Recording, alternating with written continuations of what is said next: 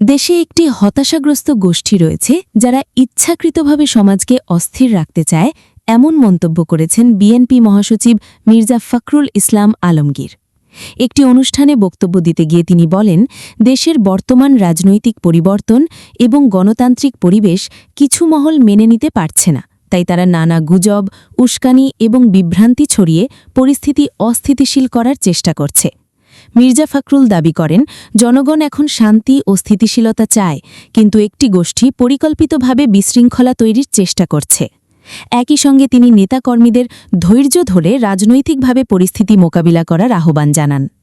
তার এই মন্তব্যের পর রাজনৈতিক মহলে নতুন আলোচনা শুরু হয়েছে। বিশ্লেষকদের মতে, বর্তমান রাজনৈতিক বাস্তবতায় এই ধরনের মন্তব্য ভবিষ্যৎ রাজনৈতিক উত্তেজনারও ইঙ্গিত দিতে পারে।